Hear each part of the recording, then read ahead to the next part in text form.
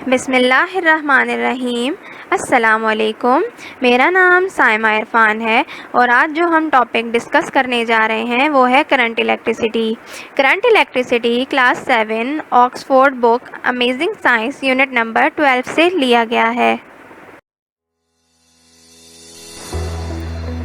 तो आइए स्टूडेंट्स, आज हम इस चैप्टर को आसान लफ्ज़ों में समझने की कोशिश करते हैं।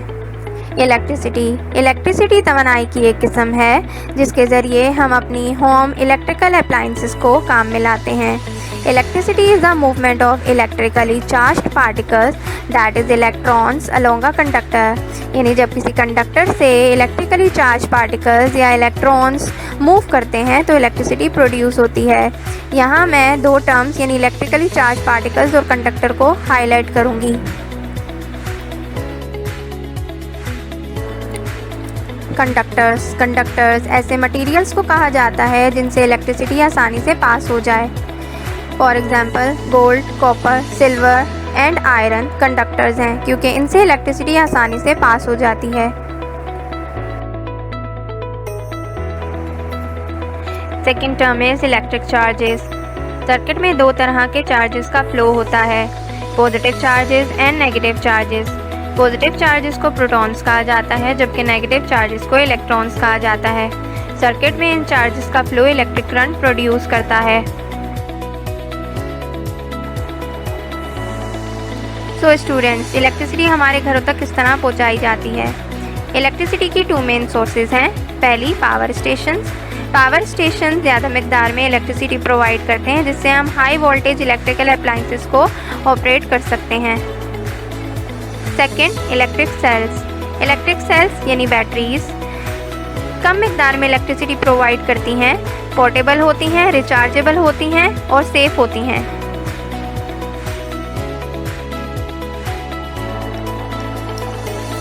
The next term is electric current. जब किसी सर्किट में इलेक्ट्रिसिटी फ्लो होती है उसे इलेक्ट्रिक करंट कहा जाता है।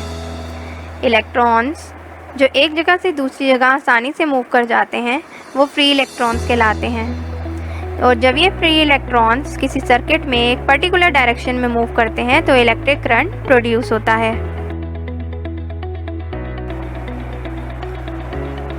So what is the unit of electric current? Electric current जिस यूनिट में मेजर की जाती है उसकी एसआई यूनिट है एम्पेयर, जिसको ए से डिनोट किया जाता है। वो कौन सा इंस्ट्रूमेंट है जो इलेक्ट्रिक करंट को मेजर करने के लिए इस्तेमाल किया जाता है? एमीटर एक ऐसा इंस्ट्रूमेंट है जो इलेक्ट्रिक करंट को मेजर करने के लिए इस्तेमाल किया जाता है। जब इसे सर्किट में कनेक्ट किया जाता है तो ये अमाउंट ऑफ करंट बताता है कि कितना करंट हमारे सर्किट से फ्लो हो रहा है। एमीटर को सर्किट के साथ किस तरह कनेक्ट किया जाता है? एमीटर को सर्किट के साथ सीरीज़ में कनेक्ट किया जाता है, यानी तमाम कंपोनेंट्स को एक के बाद एक ज्वाइन किया जाता है जिससे सर्किट एक लूप यानी एक सर्कल की फॉर्म में नज़र आता है।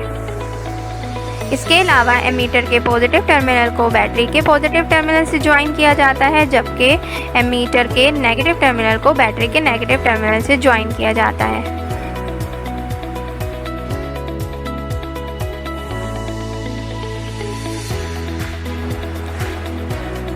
What is circuit? Circuit is a pathway यानी वो रास्ता जिसमें इलेक्ट्रिक करंट फ्लो होता है, इलेक्ट्रिक सर्किट कहलाता है। एक सिंपल इलेक्ट्रिक सर्किट बनाने के लिए जिन कंपोनेंट्स की ज़रूरत होती है वो है light bulbs, wires and batteries. सामने दी गई डायग्राम में एरोज एक पाथवे शो कर रहे हैं जो करंट की मूवमेंट और डायरेक्शन बता रहा है। ये एक इलेक्ट्रिक सर्किट है।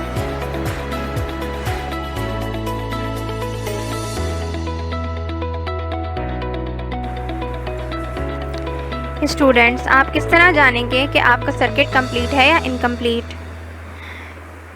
ऐसा सर्किट जिसके तमाम कंपोनेंट्स इस तरह ज्वाइंट हो या कनेक्टेड हो कि इनके दरमियान कोई गैप ना हो तो वो सर्किट कंप्लीट और क्लोज सर्किट कहलाएगा।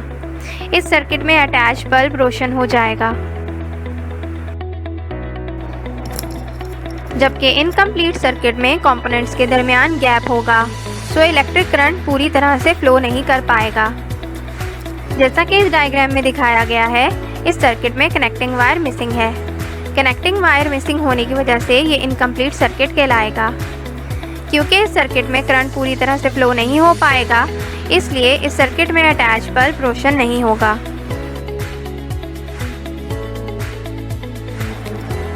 तो आइए स्टूडेंट्स, डायग्राम की मदद से ओपन और क्लोज सर्किट को आसान लफ्ज़ों में समझते हैं। फर्स्ट डायग्राम में स्विच ओपन होने की वजह से करंट फ्लो स्टॉप हो जाएगा और बल्ब लिट नहीं कर पाएगा, इसलिए इसे हम इनकम्प्लीट सर्किट कहेंगे। जबकि सेकंड डायग्राम में स्विच क्लोज होने की वजह से करंट फ्लो होगा और बल्ब ऑन हो जाएगा, इसे हम कंप्लीट और क्लोज सर्किट कहेंगे।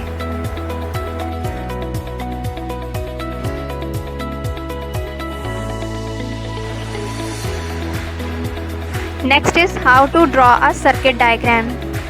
सर्किट डायग्राम को सिंबल्स की मदद से ड्रॉ किया जाता है। सामने दी गई डायग्राम में कुछ कंपोनेंट्स और उसके सिंबल शो किए जा रहे हैं। इन सिंबल्स की मदद से ही सर्किट डायग्राम को ड्रॉ किया जाता है।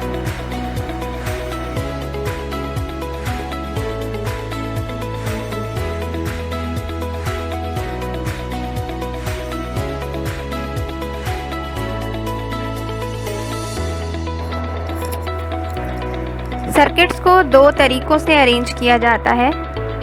The first type of circuits are series circuits and the second type of circuits are parallel circuits.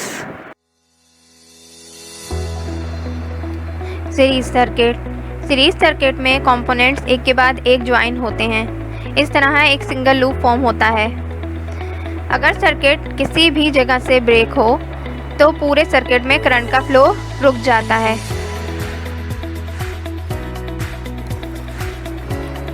तो आइए सीरीज सर्किट को डायग्राम की मदद से समझते हैं। सामने दी गई डायग्राम में तमाम बल्ब्स और बैटरीज एक सीरीज में एक के बाद एक लूप में अरेंज्ड हैं, इसलिए ये सीरीज सर्किट है।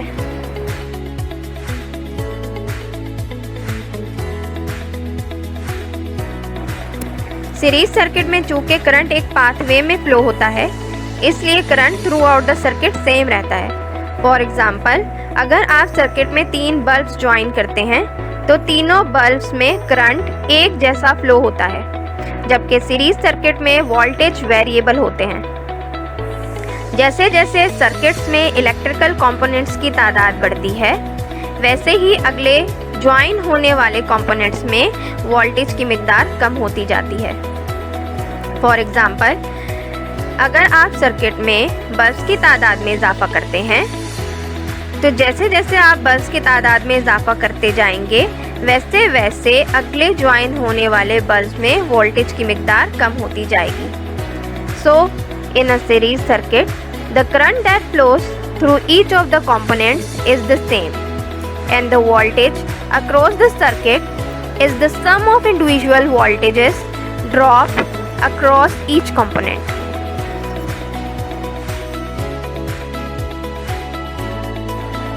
पैरेलल सर्किट में कंपोनेंट्स एक से ज़्यादा पाथवेज यानी लूप्स और ब्रांचेस में अरेंज होते हैं। एक से ज़्यादा पाथवेज होने की वजह से अगर सर्किट एक साइड से ब्रेक होता है तो बाकी सर्किट में करंट का फ्लो जारी रहता है, इसलिए हम घर की वायरिंग्स को पैरेलल में अरेंज करते हैं।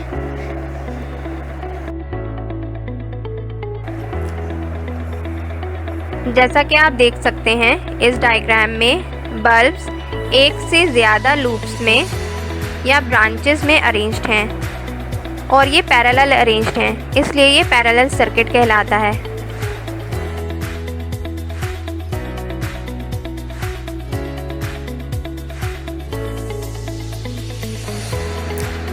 पैरेलल सर्किट में चूंकि करंट एक से ज़्यादा पाथवेज में फ्लो होता है, इसलिए हर लूप या ब्रांच में करंट वेरिएबल यानी मुख्तलिफ होता है, जबकि वोल्टेज पैरेलल सर्किट में सेम होते हैं। जैसा कि डायग्राम में देख सकते हैं, तीनों बल्ब्स एक जैसे रोशन हैं। इसका मतलब हर बल्ब को सेम वोल्टेज मिल रहे हैं। So in a parallel circuit the voltage across each of the component is same and the total current is the sum of the currents flowing through each component.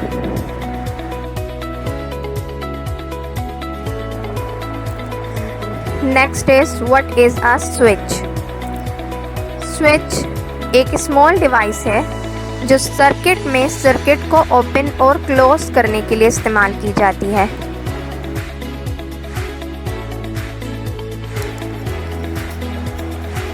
Fuse क्या है?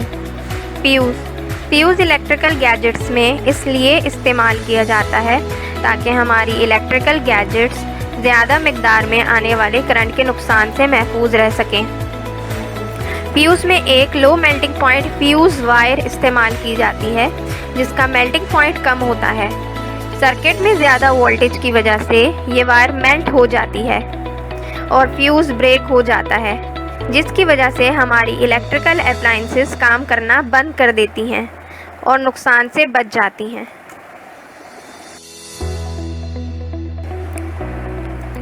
What is a voltage? Voltage वो electrical push या driving force है जो conductor के through current के flow में मदद देती है। कंडक्टर में दो पॉइंट्स के दरमियान वोल्टेज के डिफरेंस को पोटेंशियल डिफरेंस कहा जाता है। What is the unit of voltage और potential difference? वोल्टेज और पोटेंशियल डिफरेंस को वोल्ट्स में मेजर किया जाता है। वो इंस्ट्रूमेंट जो वोल्टेज और पोटेंशियल डिफरेंस को मेजर करने के लिए इस्तेमाल किया जाता है उसे वोल्ट मीटर कहा जाता है।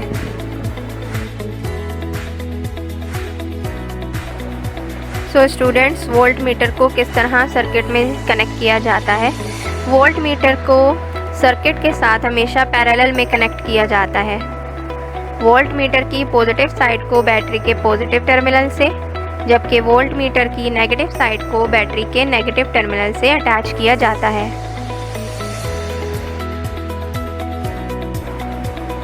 What is resistance? वो फोर्स जो कि सर्किट में करंट के बहाव को रोकती है वो रेजिस्टेंस कहलाती है।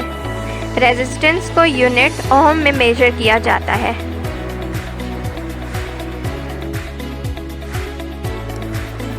गुड कंडक्टर्स यानी ऐसे मटेरियल्स जिनसे इलेक्ट्रिसिटी आसानी से पास हो जाती है, इन मटेरियल्स की रेजिस्टेंस लो होती है। For example metals. इसके बरक्स पुअर कंडक्टर्स यानी ऐसे मटेरियल जिनसे इलेक्ट्रिसिटी आसानी से पास नहीं होती, उन मटेरियल्स की रेजिस्टेंस हाई होती है। For example would and clothes etcetera. Different electrical components की रेजिस्टेंसेस भी डिफरेंट होती हैं।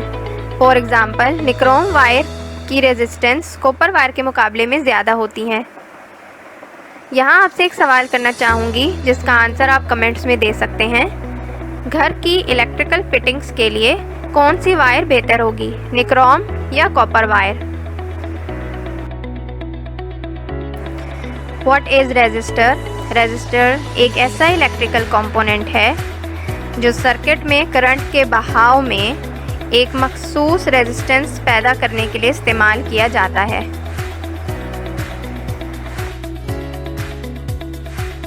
फॉर एग्जाम्पल फैन और लाइट डिमर्स में वेरिएबल रेजिस्टर्स इस्तेमाल किए जाते हैं। मैं उम्मीद करती हूँ कि आपको मेरा ये लेक्चर आसानी से समझ आ गया होगा। इस वीडियो के आखिर में इवैल्यूएशन के तौर पर कुछ एक्सरसाइजेज दी गई हैं जिनका आंसर आप कमेंट्स के ज़रिए पेपर पर सॉल्व करके इमेज की शक्ल में दे सकते हैं। शुक्रिया।